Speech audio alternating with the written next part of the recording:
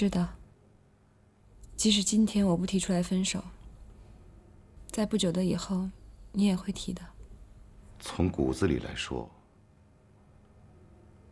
我不想伤害任何人。我知道，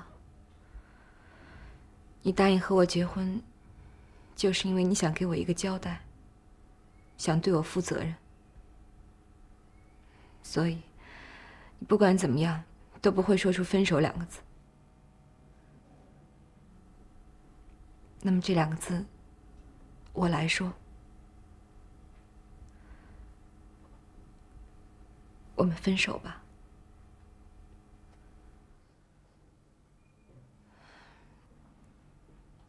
这是我最后一次和你说分手了。这次走了，我真的不会再回来了。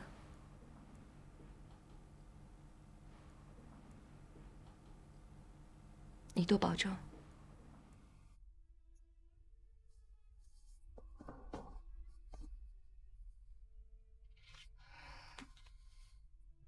别忘了告诉你的同事和朋友，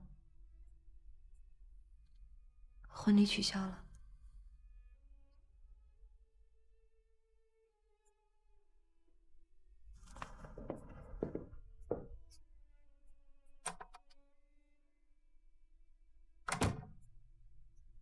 你这么急叫我来，怎么了？出什么事了？杨怀特提出要和我结婚。是吗？可是明天，罗建军要和邵嘉欣结婚了。那就是说，你和罗建军都要开始新的生活了。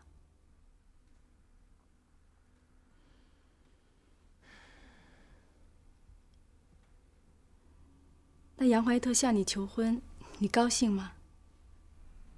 我也不知道是该高兴还是不高兴。那罗建军要结婚了，你难过吗？难过。再过24个小时，他就是别人的丈夫了。以后好也好，坏也好，都跟我没关系了。离婚的时候都没觉得什么，现在才觉得，真是要失去他了。杨怀特说的对，离婚不是结束，他再婚，才是真的结束了。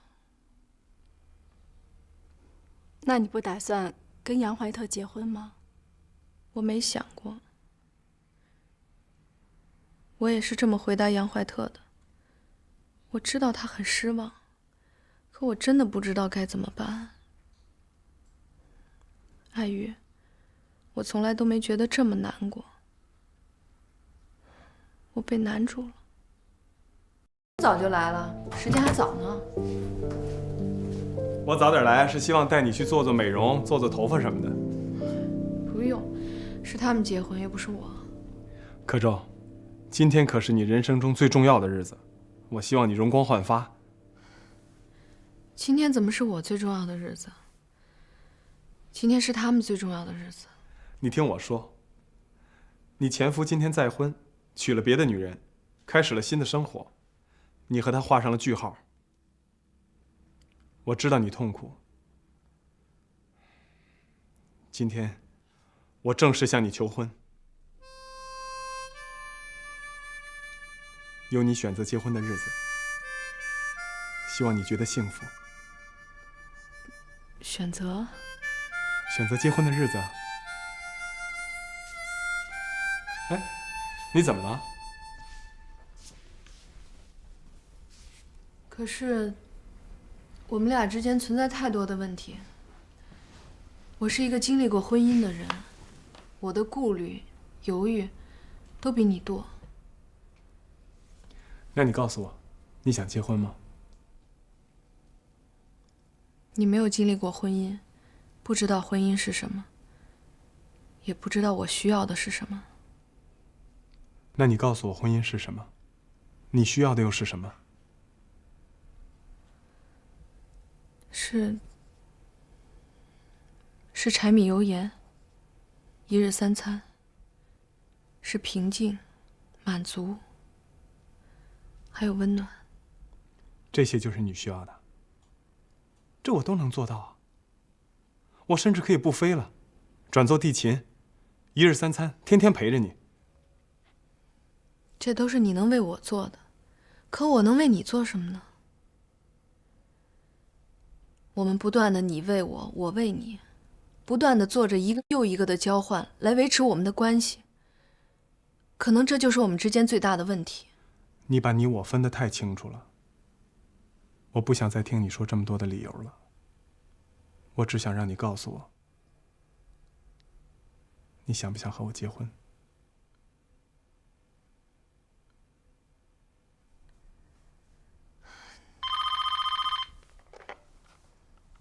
喂，嘉欣啊，哎，是这样，我今天可能……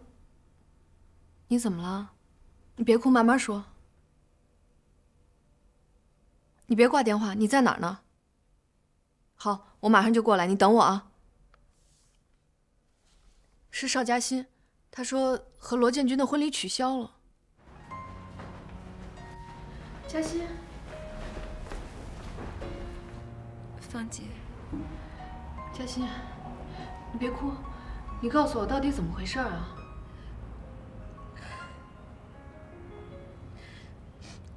罗建军压根就害怕和我结婚。害怕？这不可能！我给他打电话，这叫什么事儿啊？别，是我自己决定的。你的决定？这怎么可能呢？你为了婚礼准备了这么长时间，婚纱也买了，结婚照也拍了，亲戚朋友还有我们都等着你们。你怎么做出这么个决定？我很了解罗建军，我以为他离婚了就能和我生活在一起，可是我想的太天真了。我这儿还张罗着要结婚呢，我觉得我就跟个傻瓜一样。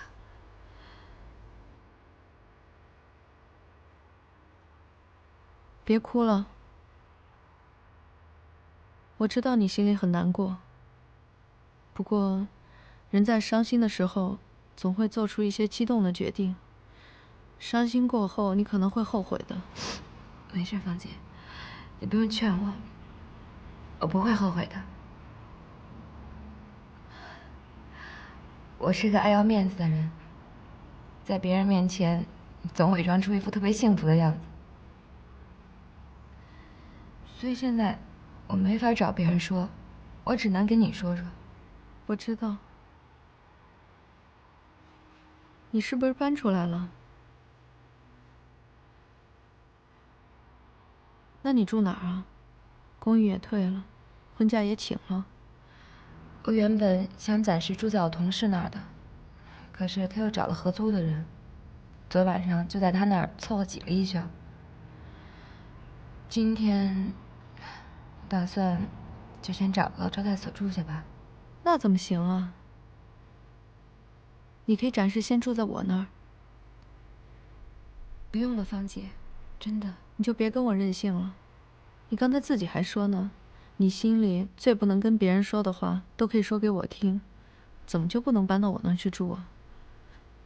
可是，没什么可是的，反正那么大的房子，我一个人也好有个伴儿。快吃饭吧。芳姐，你是不是失眠啊？我看桌上放着你平安眠药。老毛病。嘉欣，我了解罗建军，他不是一个不负责任的人。他如果不爱你，不会答应跟你结婚的。那可能是你们的观念。你不觉得你们把责任和爱混作一团是错误的吗？我承认，罗建军是个很负责任的人，所以他才内疚，他才要给我一个交代。但是我不愿意嫁给责任，我要嫁的是一个哭着喊着想娶我邵嘉欣的人。而不是一个害怕跟我结婚的男人。在婚姻的问题上，他可能会有障碍，这个我也有。你应该给他时间，而不是用分手来解决问题。分手是把复杂的问题简单化，长痛不如短痛。如果再接着耗下去，大家真的都精疲力尽了，太伤人了。可他会是个好丈夫。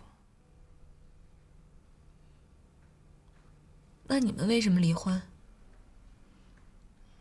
因为我们不再互相关心和照顾了。您好，您所拨打的电话已关机。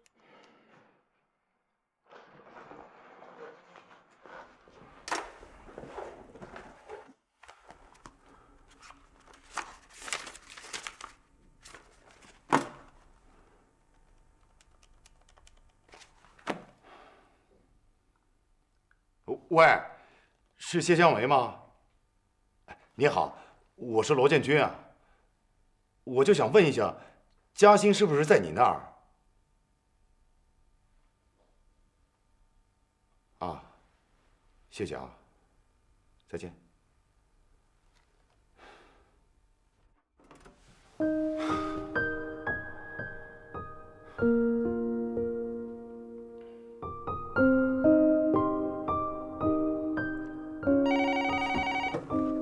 喂，嘉欣啊，可周？什么？嘉欣在你那儿？他现在情绪不太稳定，我想他不会见你的。是我把他带回来的，他只是告诉我你们的婚礼取消了。你们怎么会弄成这样啊？他在洗澡呢。好，哎，明天咱们见一面。我想跟你谈谈，知道你就放心吧。好，不用谢，再见。哎，你还没洗啊？他说什么了？他说是他不好，希望你原谅他，希望你能回去。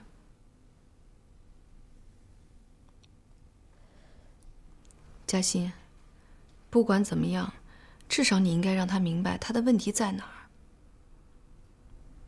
他心里都明白，还用我说吗？我是不会回去的。我约了罗建军明天见面，我想跟他谈谈。为什么？为你，我不希望你们就这么分开了。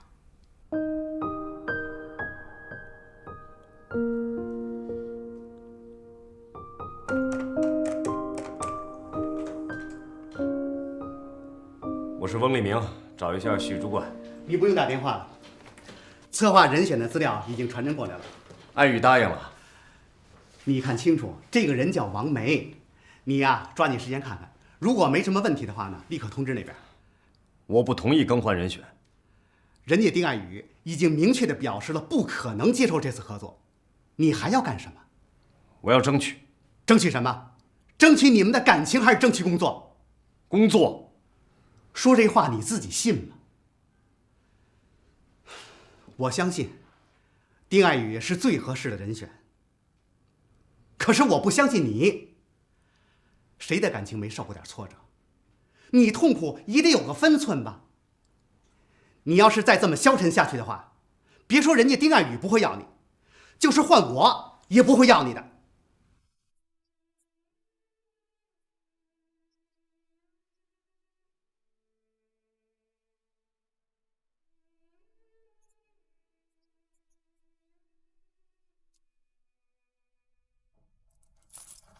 芳姐，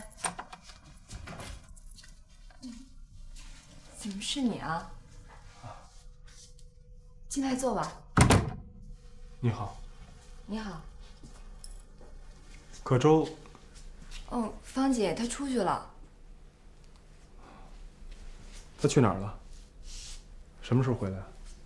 她他去见一个朋友，可能一会儿就回来。嗯，你喝水吧。哦，不用，谢谢。你……哦，我是暂时住在芳姐这儿的。我没有和罗建军结婚，我们分手了。我听说了。如果我没猜错的话，他应该是去见罗建军了吧？嗯，你千万别误会啊，芳姐是为我去的。没有，我不会。你喝水吗？我也不喝。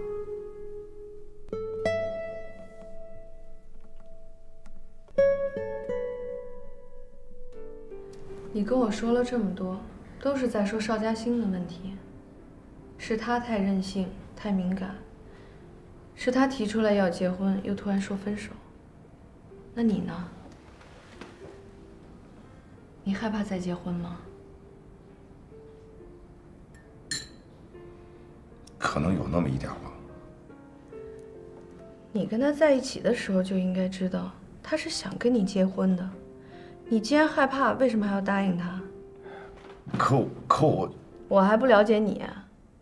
你是答应跟他结婚了，但你可以不回家呀，喝醉酒啊，爱答不理啊。你可以让一个女孩坐在你边上，但你就是不看她，你就是看电视，就是看报纸。你不用跟我解释，我还不了解你。过去那些臭毛病一点都没改。我不是不改，我是短时间内改不了。两个人在一块儿就得互相迁就。你不用教育我了，你回去问问邵嘉欣，我没有迁就他吗？有些事儿我用得着问吗？你根本就没有做好跟他结婚的准备。我答应跟他结婚，是想给他一个交代，我想对他负责任。再说了，结婚有一半不就是责任吗？哦，罗建军，你还知道责任啊？你们也有问题吧？每个人都有自己的问题。你们的回答都一样。那你们打算结婚吗？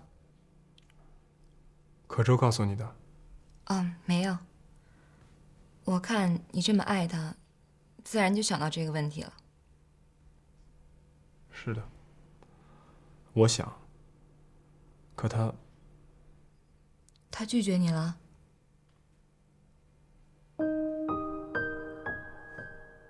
你还打算坚持吗？当然。千万别又是一个罗建军和邵嘉欣。不会吧？我们跟你们不太一样。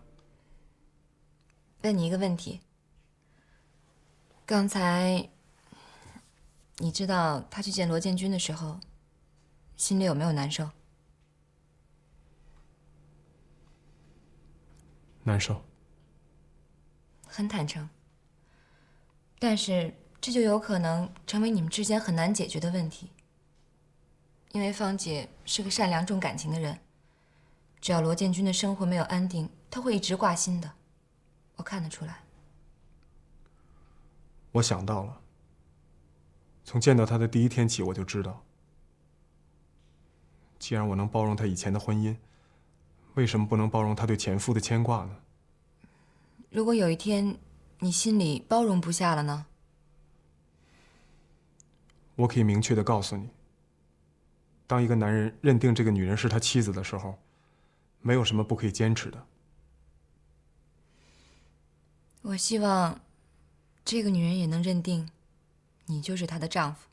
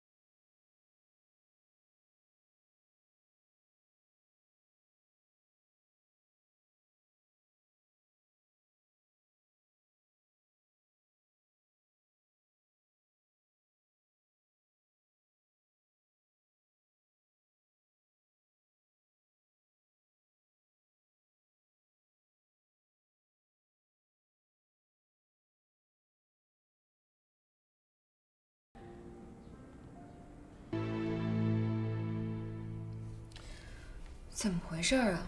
都这么长时间了，芳姐怎么还不回来啊？他可能是想劝罗建军回心转意，所以话长吧。他们两口子挺怪的啊，离了婚还总有那么多话要说。哎，你这话可不对啊！他们俩现在已经不是两口子了。再说了，他是为了帮你才去找罗建军的。对不起啊。哎，芳姐，我就觉着你该回来了啊。哎，怀特，你今天不是飞伦敦了吗？啊，没有，我请假了。芳姐，你见着他了？啊，他说希望你能原谅他。事情都这样了，还有什么原谅不原谅的？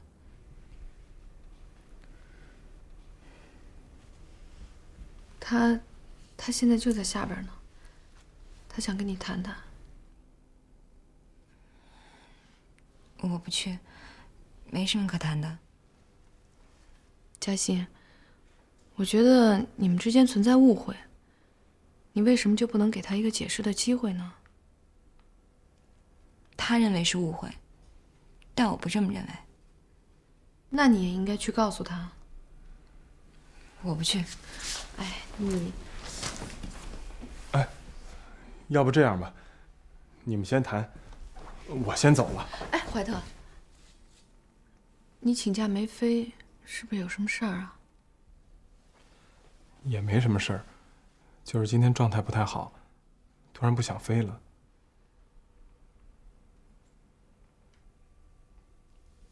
哎，你们聊，我回房间了。哎，他还在楼下等你呢。要不我们改天再说吧，我先走了，再见啊。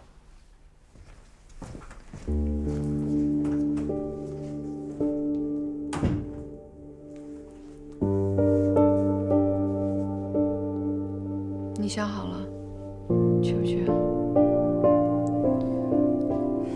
芳姐，我真的不想去。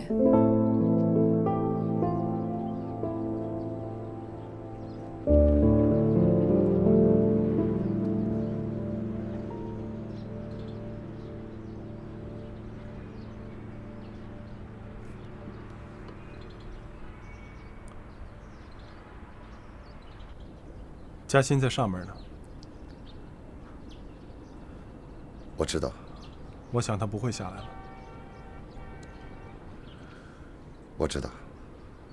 那你为什么还要等？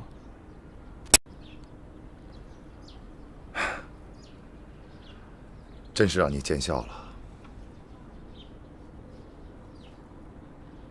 这倒没有什么好见笑的。我只是觉得，你既然接受了一个女人的感情，为什么不能100%对待她呢？不知道。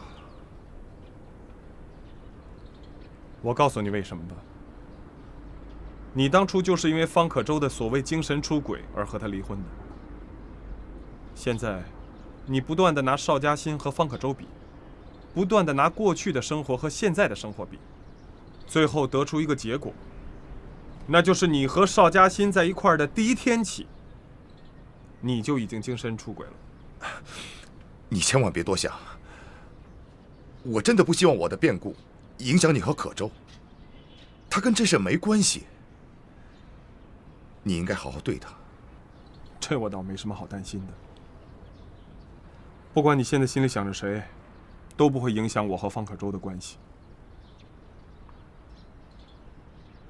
因为我认定了，她会是我的妻子。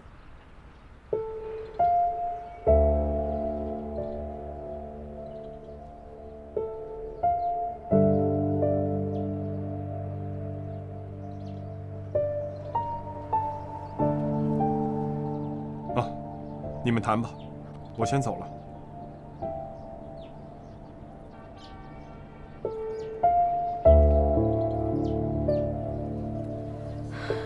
嘉欣，他还是不愿意见你。我知道，谢谢。再过几天吧，等他冷静下来会好的。他住在我这儿，你也可以放心，我会照顾他的。我知道，谢谢你。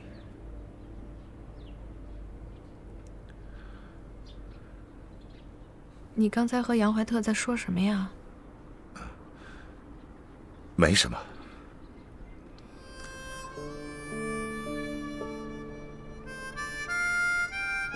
那你也早点回去休息吧。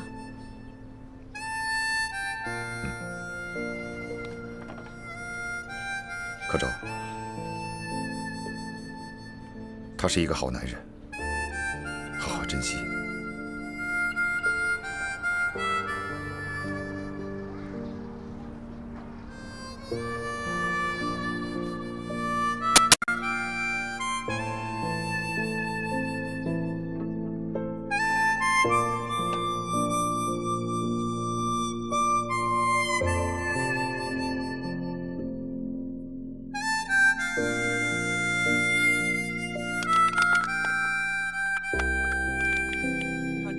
穿的成什么了？你怎么不把自己全露出来？啊！讲我穿成这样，你他妈又勾谁去了你？你管得着吗？我不管谁管你。你行啊，够有种的！你把自己卖了多少钱弄了这些玩意儿啊？你干什么呀你？我干什么？你他妈就是一骚货、贱货！我让你带，我让你带，让你给我带。骚货还带不带了啊？哭什么呀你哭啊？骚你还有理了？哎，你他妈干什么你？你谁呀？你他妈，我干嘛呢？我脑子！啊，芳姐，进来吧。外面刮风了，我有点闹心，睡不着，想过来跟你聊聊。来吧。哎，以后我叫你可周姐好不好？好。是你心里闹得睡不着吧？嘉欣，我像你这么大的时候，已经是罗建军的妻子了。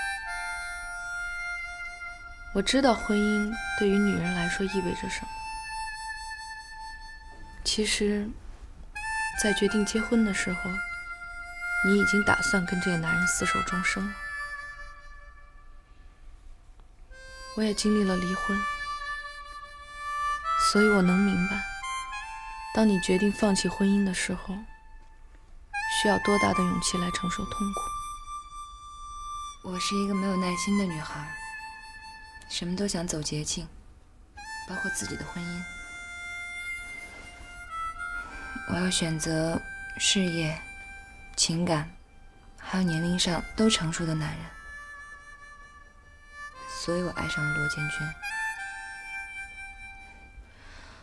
我总说罗建军害怕结婚，其实我自己也挺犹豫的，因为我们之间在生活上确实有太多不对位的地方，让我不得不想，如果我和他结婚了，那么我就要付出改变我的个性、生活方式、理想以及不能沟通的代价。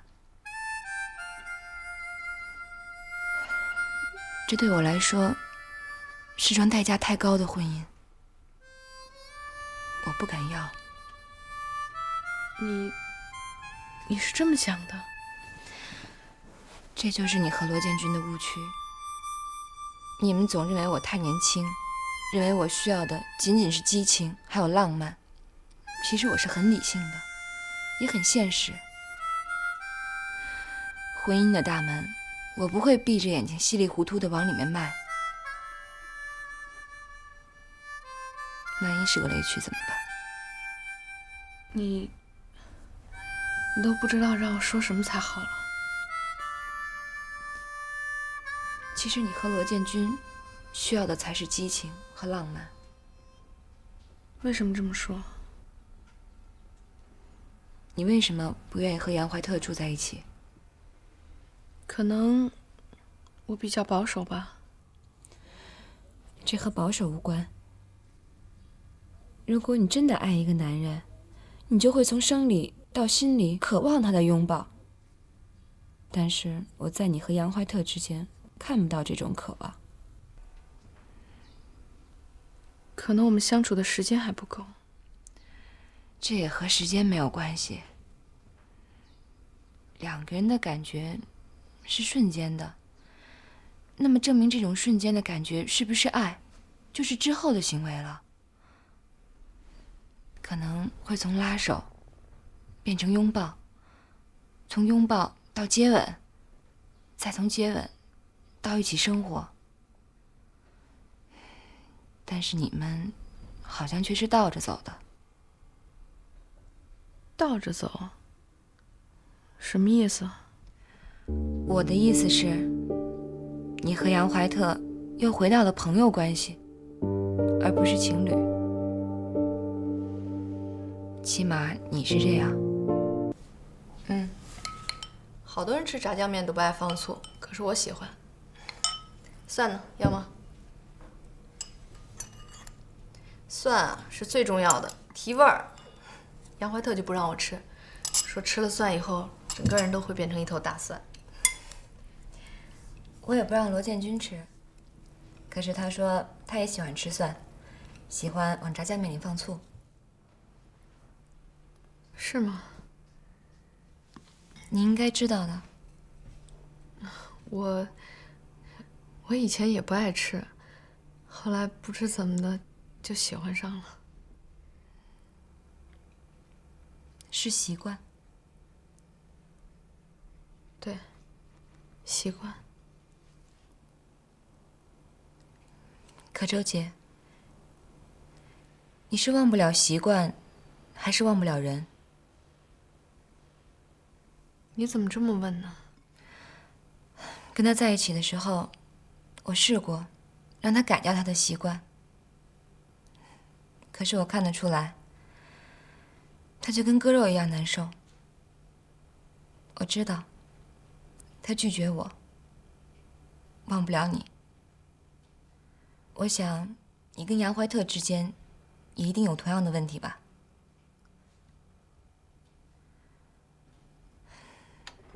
我去开门。你好。哎，你来怎么也不给我打个电话呀？你吃饭了吗？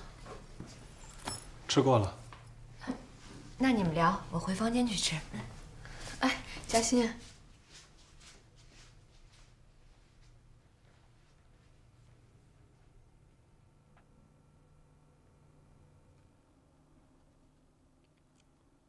你这几天和邵嘉欣一起过得怎么样？挺好的，他很可爱。真有意思，你们两个人居然住到一起了。我觉得我们4个人真是一个很奇怪的组合。你呢？那天为什么请假不飞？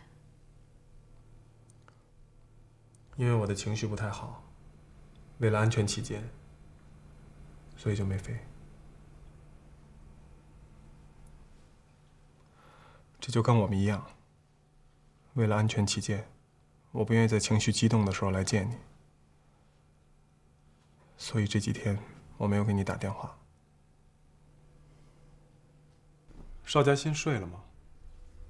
没有，在上网呢。他什么时候搬走啊？不知道，你怎么会问这个？啊，他也不能在这一直住下去啊，终归不是长久之计。不会吧？可我也不能把他赶走吧？要不，我跟他商量商量，让他住到我的宿舍去。那你呢？我想跟你一起住。你是说同居？我们谈恋爱已经这么长时间了，可我总觉得我们中间好像隔着一层什么。我想，如果我们生活在一起，可能就不会有这份疏远、客气或者陌生，可能一切都会变得自然一些、亲切一些。不行吧？我不习惯同居，真的不习惯。你为什么这么紧张？我紧张了吗？我只是没想过同居。咱们都不是孩子了。再说了，谈恋爱谈了这么长时间，就说真的发生点什么，那也算是情不自禁吧？你说是不是？我明白你的意思，可能是我比较保守吧。我能接受结婚，可我不能接受同居。可你拒绝和我结婚啊！我能感觉到，你一直在拒绝我。我们之间总是隔着一点距离。你能告诉我真正的原因吗？可能我不知道自己对你是一种什么样的感情。我们不见面的时候，我会牵挂你；见了面，我也会觉得温暖。可是我实在没有办法想象，你是我的丈夫会是什么样。那你为什么不能接受我做你丈夫呢？我现在只能接受和你谈恋爱，可谈恋爱和结婚是两码事儿。我一直希望跟你再往前走一步，可到关键时候你停住了，因为你忘不了罗建军。你怎么又扯到他身上了？现在只说我们俩，不说第三个人。你不爱我，你也不可能爱上我，因为你心里一直装着罗建军，而且你也是一直在为他守身如玉。你觉得对不对？姚怀特，我不是。你是。柯周，我没有责备你。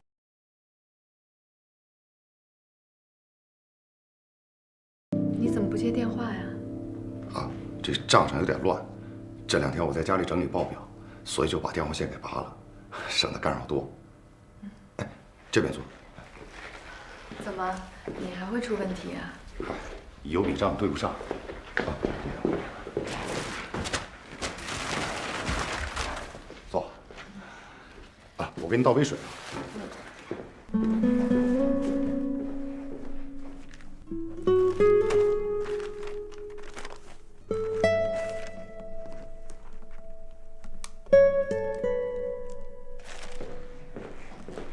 啊，这家里什么东西都没了，你只能喝这个了。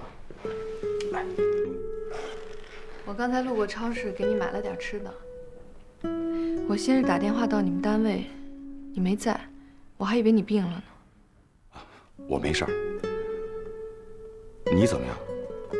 今天不用去社里？嗯。邵嘉欣在我那儿住了快1个星期了。他还好吗？这么长时间了，你怎么连个电话都不给他打呀？感觉你这个人好像突然消失了似的。我给他打过，可他不接，我总不能勉强他吧？那你为什么不去找他呀？结婚的事儿可以先不谈，但也不至于什么都结束了吧？柯周，你怎么那么希望我们在一起？你们俩之间有多大的问题啊？肯定是缺少沟通，以前犯过的错误。建军，我是说以前在我们俩之间犯过的错误，不要再发生了，那样多傻呀！你们还是好好谈谈吧，我希望你过得好。是有点傻。哎，那你跟杨怀特呢？我现在在说你呢。我就想知道，你跟杨怀特怎么样了？他不是说要跟你结婚吗？你答应了？我也许会答应吧。我现在在说你呢，你应该去见见邵嘉欣。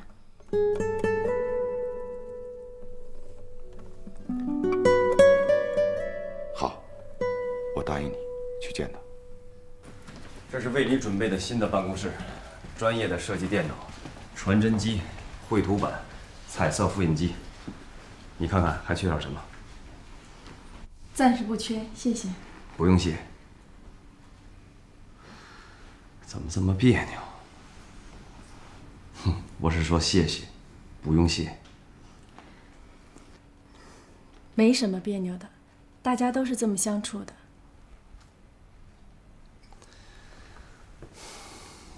你最近是不是在刻意的回避我，故意跟我保持距离，好像要告诉大家我们现在仅仅是朋友？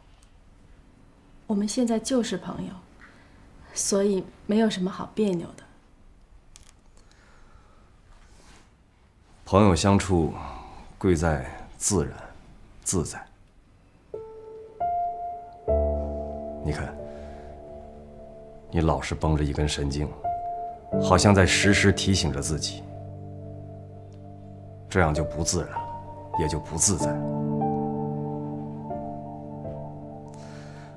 不管怎么说，我今天还是要谢谢你能来。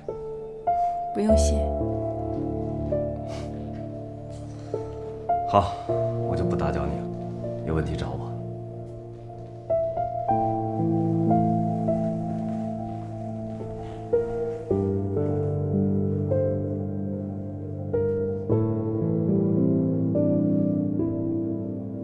哎，毛毛，我是嘉欣，我想确定一下，上次你跟我说你亲戚那房子，我是不是能随时搬过去啊？当然越快越好了。哎，我先不跟你说了啊，我去之前再给你打电话。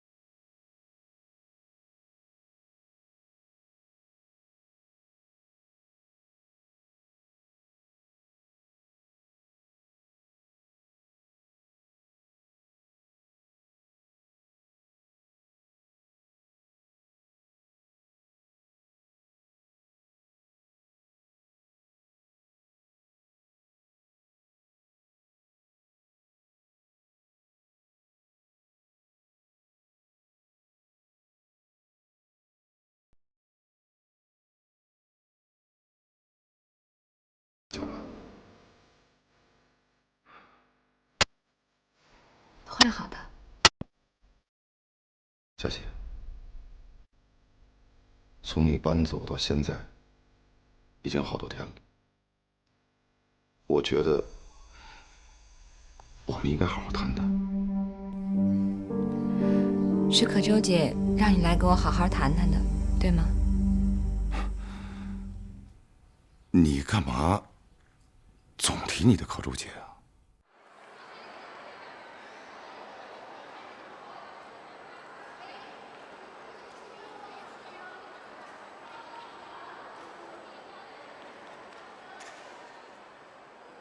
哎，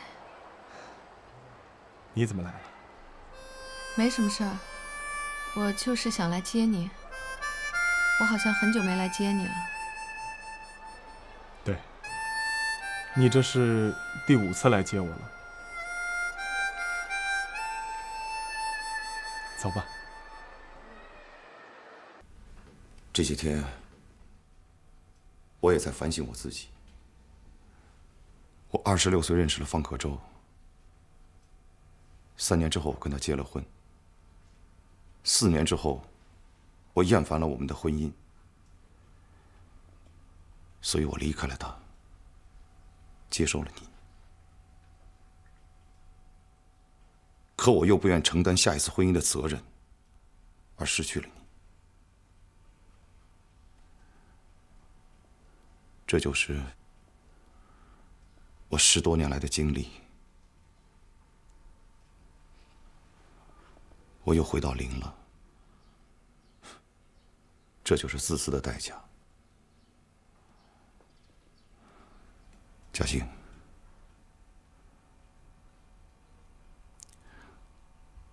我不知道该怎么对你，才算是一个负责任的交代。其实年龄、经历都不是问题，真正的问题在于你忘不掉过去，忘不掉方可舟。你在离婚之后，又重新爱上了他。这怎么会呢？嘉欣，这可不能胡说。我只是想告诉你，我们都犯了错误。你错误地理解了你的婚姻，错误地放弃了方可舟，而我又错误地认为自己爱上了你。我曾经对自己是你和方可舟婚姻的第三者而愧疚，可你不觉得他现在是我们之间的第三者吗？而你也是他和杨怀特之间的第三者。不是这样的，你想多了。你是挺自私的，因为你的感情只能给一个人，但那个人肯定不是我。在你、我、可舟姐还有杨怀特4个人当中，谁也没想造成这些错误，但是我们也不能再错上加错了，对吗？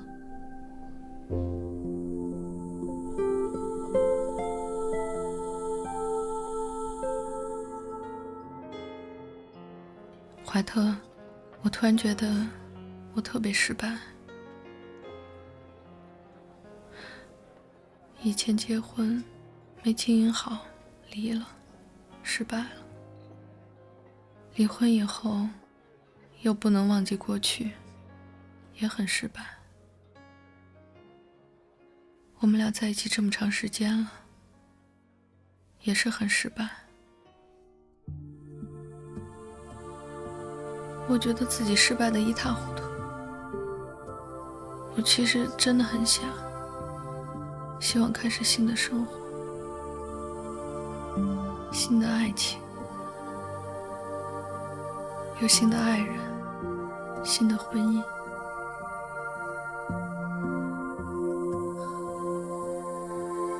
可我为什么就是做不到？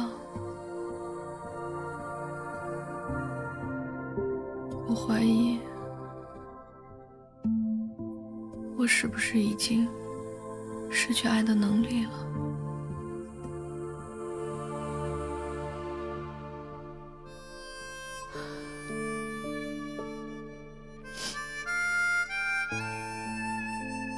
你知不知道有一种人叫爱无能？怀特，我怀疑我已经不会爱了，爱不起来了，爱不动了。我怀疑我已经被爱抛弃了。可舟，不是，你不是不会爱了，更不是爱无能，只不过可能你离婚的时间太短了，还没来得及想清楚就认识了我，应该没有其他的原因。你不是不会爱了，就算你真的不会爱了，我也会用我的爱和我的真诚感动你，让你不怕恐惧，不怕伤害，继续勇敢去爱。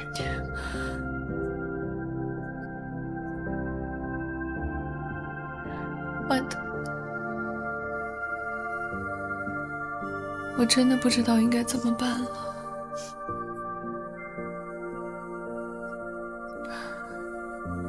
要是你愿意，要是你想，我们就结婚吧。我答应你。没说什么，就是问了问我跟罗建军婚姻期间的经济状况。哎，可舟，你干什么？我给他们单位打电话。现在都几点了？他们都下班了。再说了，你现在打电话有什么用啊？检察院的人都来了，这说明他们已经报案了。也许是他们弄错了。建军怎么会挪用公款呢？应该不会的吧？他是财务部主任，就是一个天天和钱打交道的职位，这万一真有点什么事儿，这一时半时也说不清楚啊。不可能！你说的那些事儿绝对不可能发生在罗建军身上。我了解建军，他做了那么多年的财务工作，从来没有出过任何偏差。而且，他的人品、原则，大家都看得见。他就是再缺钱，也绝对不会挪用什么公款。这是绝对不可能的。现在不是我们不相信，是检察院。柯州，你就别担心了好吗？我们都想帮忙，可现在谁也帮不了，只能等着。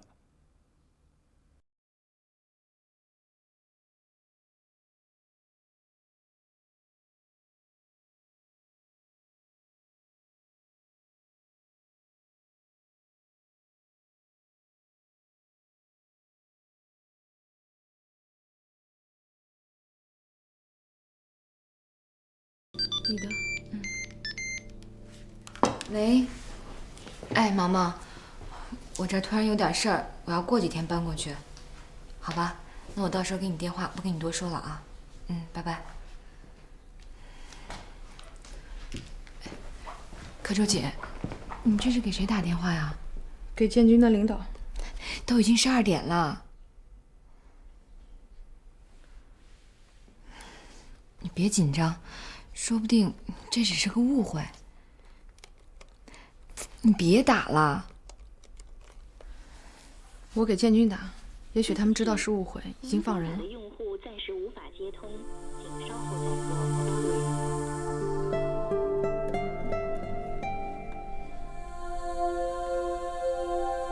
再拨。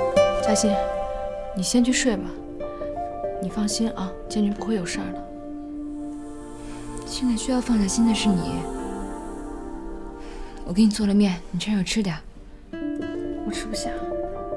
都1天了，你什么都没吃。你现在需要好好睡觉，可能明天罗建军就没事了。嘉欣，罗建军不可能做那样的事儿。我相信，他是个好人，我只是想帮他。我知道，可周姐，你什么都不用说。你为罗建军做什么，你都不需要跟我解释，你知道吗？尤其是现在。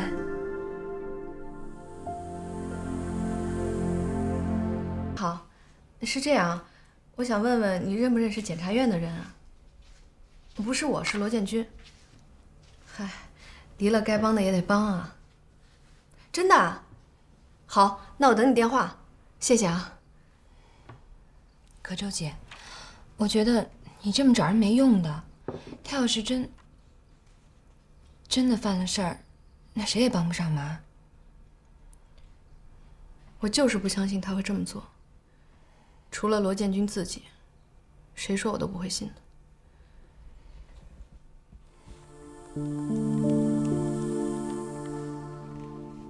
廖总，我知道你工作忙，我不会占用你太多时间的。我就是想确定一下，你们是不是弄错了？他又不是第1天干财务工作，别人不了解他，你还不了解吗？怎么就跟你没关系呢？对不起，廖总，你看这样行不行？我想见见你，你什么时候开完会啊？喂，可周姐，你这没头苍蝇似的，又打电话找人、找领导、找律师，真的没有用。哎，你干什么去啊？你连饭还没吃呢。我去他们单位。你去能干什么呀？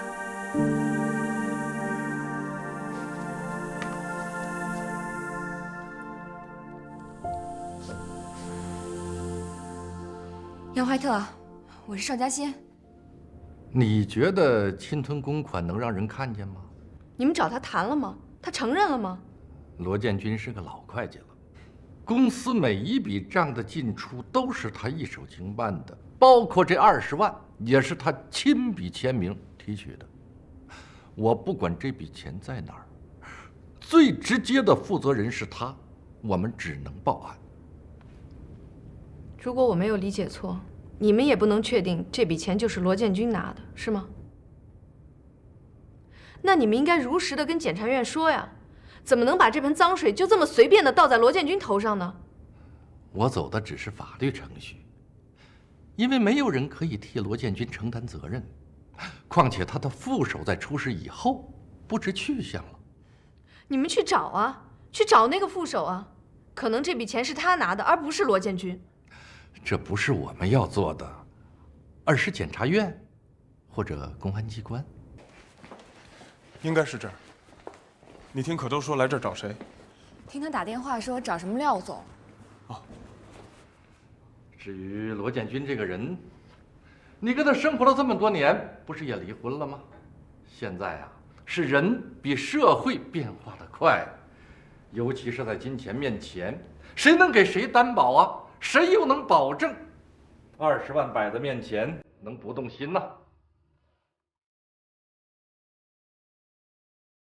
廖总，罗建军27岁就到你们公司了，这几年他一直在财务室，从一个小会计做到现在的主任。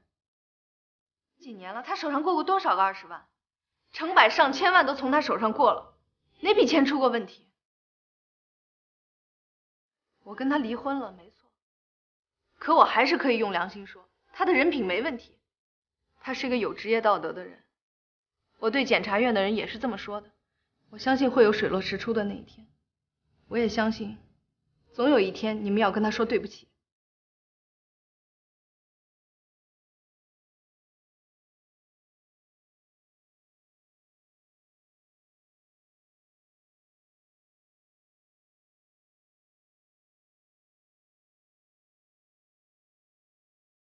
他睡了吗？不知道，反正我是看着他躺下的。你心里也不好受吧？我不是说罗建军这件事儿，我是指可周姐。可周姐对罗建军那么担心，这证明……如果他遇到这么大事儿，一点反应都没有，那他就不是方可周了。你难道看不出来？我什么都看不出来，我也不想看出来。你不觉得我们4个人当中，现在只有我没有自欺欺人吗？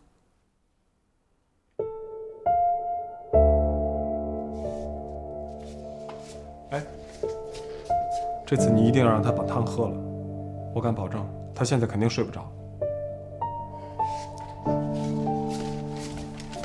怀特，送我去趟杂志社，我想赶明天的排版。你又干什么呀？我写了一个寻人启事，我敢肯定那笔钱就是让罗建军的副手给拿走了。只要能找到这个人，事情就清楚了。可周，你别这么幼稚好不好？如果这个人真拿了钱，看了你的寻人启事就能跳出来吗？如果是事实，检察院和警察会发通缉令，不是你的寻人启事。哎，你别着急了，着急也……替我谢谢你那个朋友，还有你，给你们添麻烦了。不是，我是说，这事儿弄得大家都跟着着急。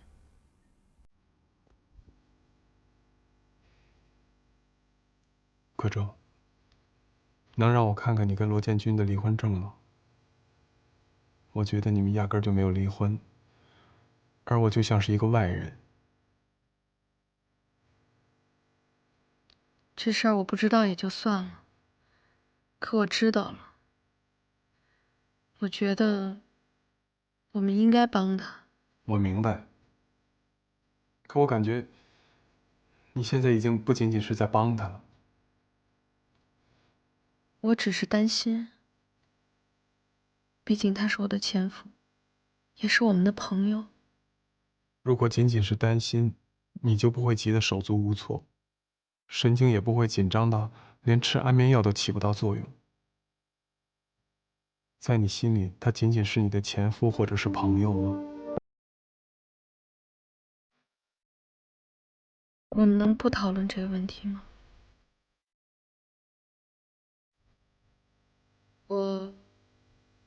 我今天想出去散散心，行吗？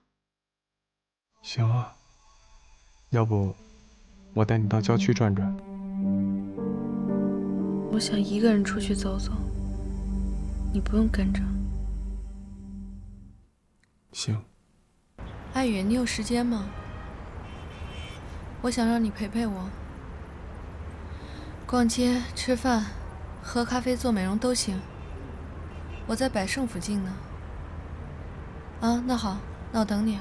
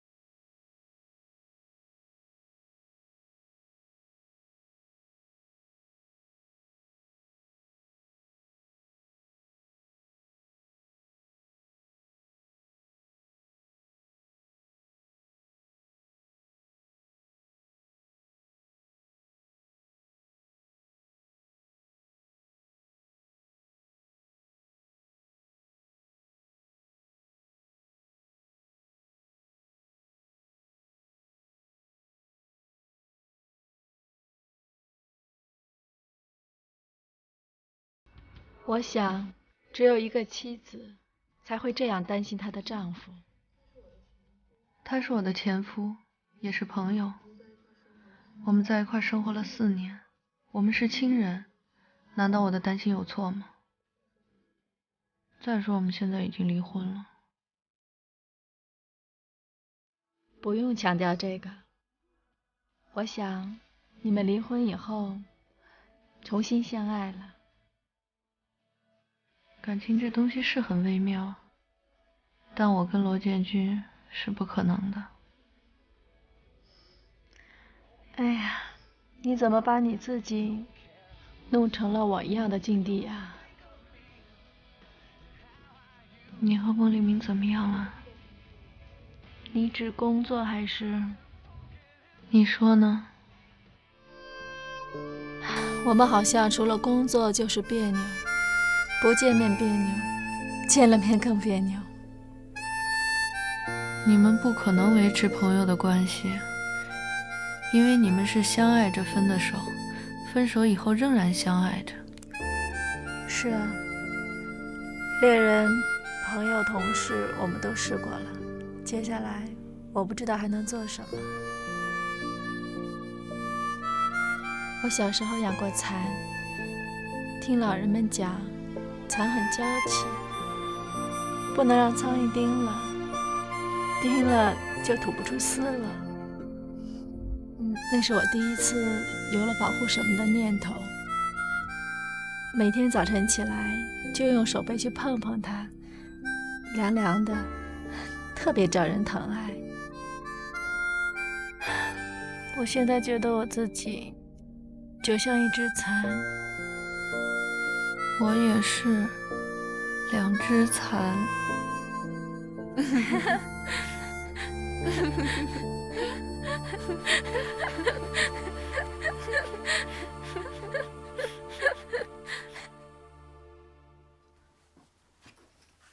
玲玲要不要帮忙？不用，我喜欢做家务。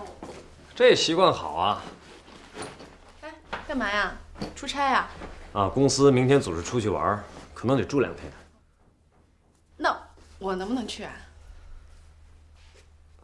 这次主要是去开会，因为丁爱宇的那个户外设计在那儿，我们去看一看那个地形。理想不理想？你紧张什么呀？我跟你开玩笑呢。你又不是不知道，我这个周末不休息。哦，对，啊。来，我帮你收拾吧。哎，带件衬衫吧。啊，随便。我帮你拿啊。你知道在哪儿？我知道，你上次喝多了，不是我帮你收拾的。哎，带点白加黑消炎药，还有创可贴吧。我什么时候有这么多药？有啊，我买的。你喝多的时候。再带双拖鞋，出去别穿宾馆的拖鞋。玲玲，我发现你真是挺能干的。你将来肯定是个非常好的贤妻良母。那，你怎么不问问，我想嫁一个什么样的人呢？啊。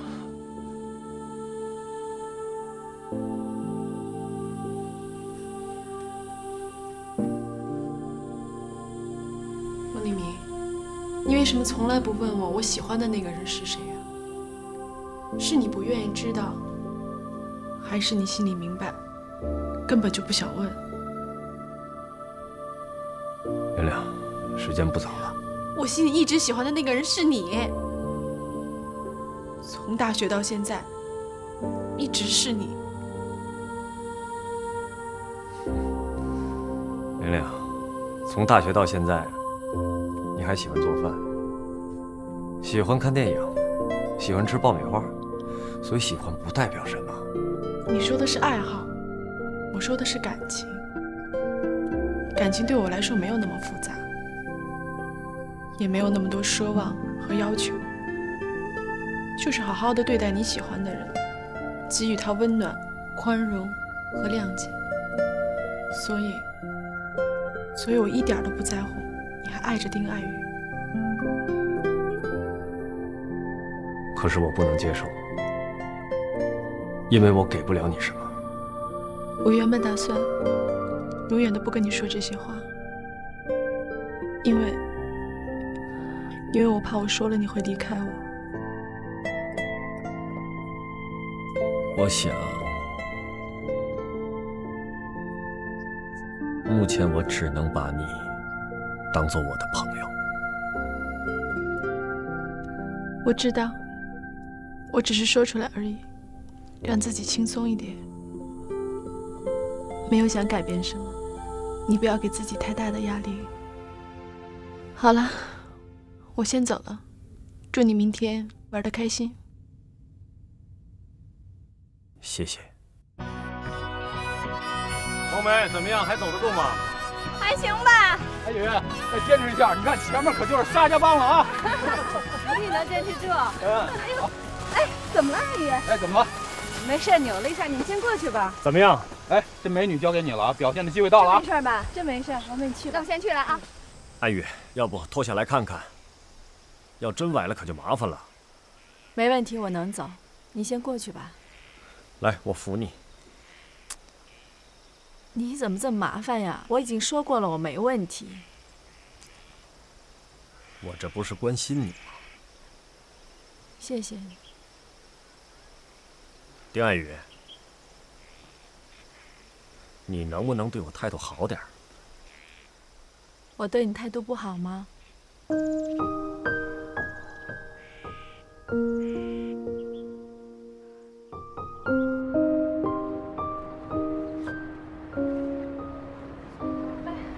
钱律师，您见到罗建军了吗？他怎么样？检察院拘审罗建军，并不是对他是否挪用公款进行定性，而是必要的调查和排嫌。毕竟他是重要的经手人。那调查的情况怎么样？基本事实已经清楚，他没有挪用公款，但还要接受调查，很快就会出来。他还好吧？他情绪很低落，不过很快就会好的。谢谢您，钱律师。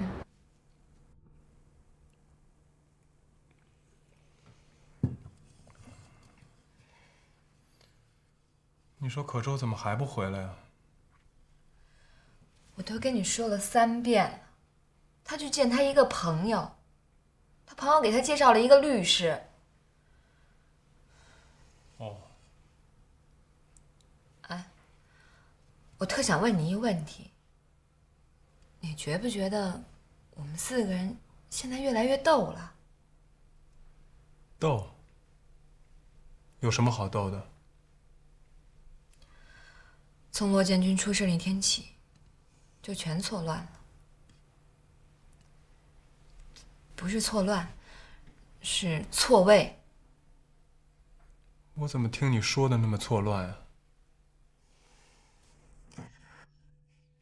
我不知道你听没听过这么一句话，老人们总爱说的：“大难临头各自飞。”咱们是大势临头，感情各归其位。从可周姐知道罗建军被检察院带走那天起，她就暴露了自己对罗建军所有的感情。她为他担心，为他难受。而你呢？你又在为可周姐难受。我，一个本应该为罗建军担心难受的人，现在还远远比不上他的前妻。最逗的是，我们又都成了彼此不愿意相互伤害的朋友，所以就造成了现在这样感情和人物关系的错位状况。我不相信你看不出来，你感觉不到。我爱他，可他爱你吗？我想他会爱我的。你为什么不敢理直气壮地说他爱你？因为你知道，他心里还爱着罗建军，对吗？我要是你，我早就撒手了。你这么放不下他，是不是因为方可舟身上还有你以前女朋友的影子？你说的不对，方可舟就是方可舟，她不是我前女友的替代品。你没明白我的意思。不管是方可舟，还是你以前的女朋友，现在他们都在一张脸上。那么这张脸就是方可舟的这张脸，对不对？你这辈子的感情也就放在了这一张脸上，对不对？你别不承认，你这么放不下他，是因为你根本没有勇气去寻找另外一张陌生的脸。这就是我和你不一样的地方。我会去寻找不一样的男人，和他们谈恋爱，因为我觉得这样的人生才丰富。咱俩也算是同病相怜的人吧。我劝你去尝试和不一样的女人谈恋爱，找一个你爱她，她也爱你的女人。这样的爱情才是正常的。你是说，我和可舟的爱情不正常吗？放了方可舟吧，成全他和罗建军。成全？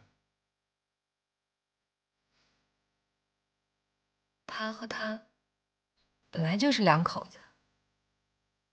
虽然离婚了，在法律上不是了，但人家还是两口子。知道什么是亲人吗？罗建军这么一被抓走，就都看出来了，人家那才叫亲人。咱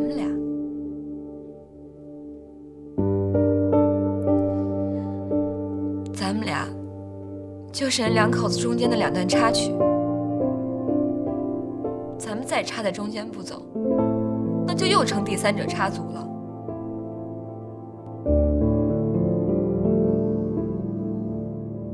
哎，来，小姐，帮点蔬菜。哎，这菜能烤吗？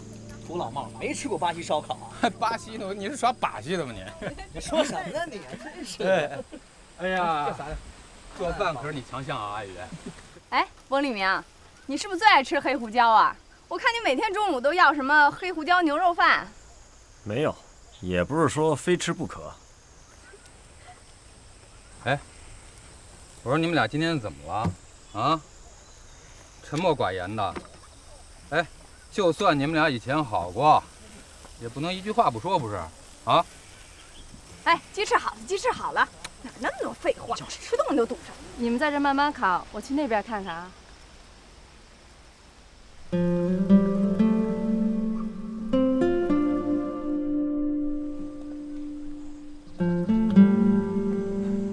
阿宇，怎么样？我有点头疼，要不然你送我去车站吧。回去啊？才来就走啊？我真的不舒服。阿宇，你看你才来，这要回去，我怎么跟大伙说呀？再说了，我这刚喝完酒也没法开车呀。要不，哎，我给你找点药去，度假村肯定有啊。你在这等着，我马上就回来啊。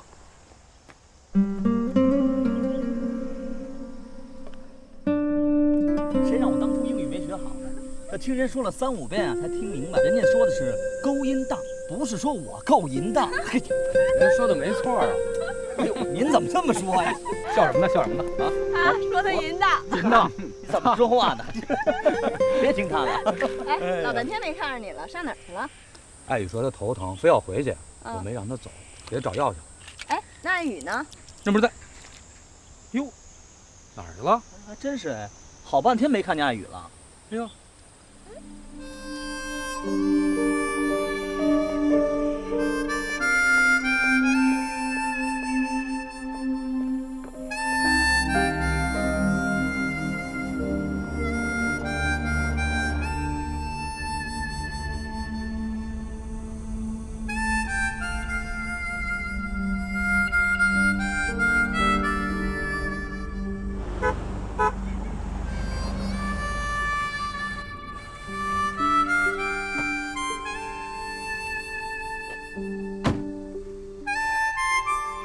你不好好陪大家，出来干什么？你怎么不打个招呼就走啊？我头疼难受，想回家。那我送你。我要是想让你送，我就不会一个人悄悄走了。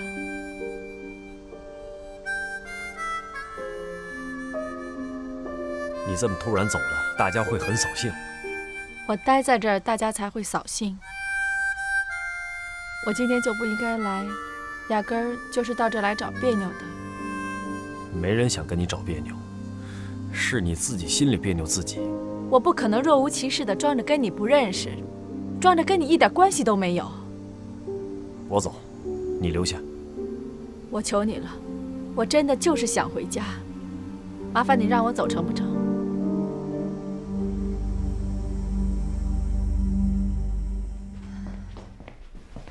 还没想明白呢。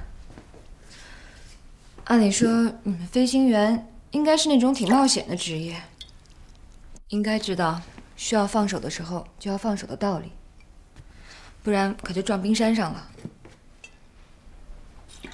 他就是一冰山。他说他冷，我给了他温暖，可怎么就融化不了他呢？我说了半天都白说了，可周姐不是冰山。她怎么说呢？她就好比一个冰箱，她需要的不是温暖，她需要的是插上电源。可惜你不是那个插座，你知道吗？你呢，就好比那个电暖器，你再暖和，和它也对不上号。我这么说，你该明白了吗？我明白的比你早，可我知道，舍不得，舍得舍得，不舍不得，放不下方可舟，你就得不到你想要的爱情。可舟姐，你们俩干嘛呢？们俩聊聊感情上的事儿。你有什么好消息要告诉我们吗？哎，你怎么知道的？是不是你那检察院的朋友给你打电话了？一看你的表情就看出来了。可周姐，是不是有结果了？事情基本上清楚了，和建军没有关系，应该2天以后就能出来。真的啊？那太好了。对了，我家里的钥匙还没有还给他，正好让我去帮他收拾收拾。嗯，人家说了，从里面出来都得换新的。那个，可周姐，要不然你去吧。你去吧，我去干嘛呀？那我去了。哎，等会儿，我刚才回来的时候，顺便给他买了2件衬衫，你明天给他换上。我也听说了，出来都得换新的。那我走了。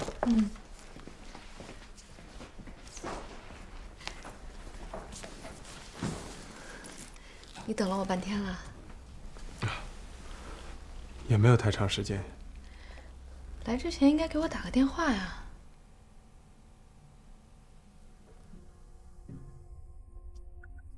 现在心放下了吧？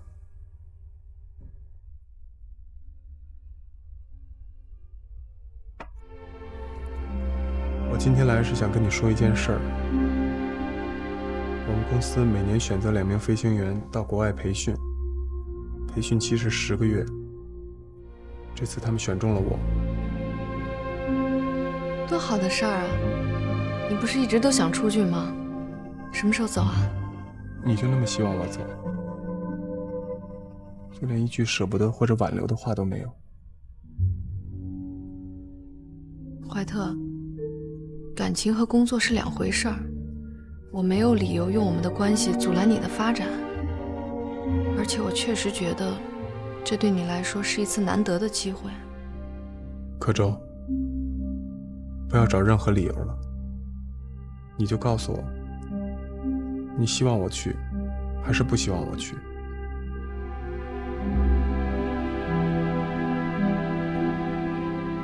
我希望你去，这对你好。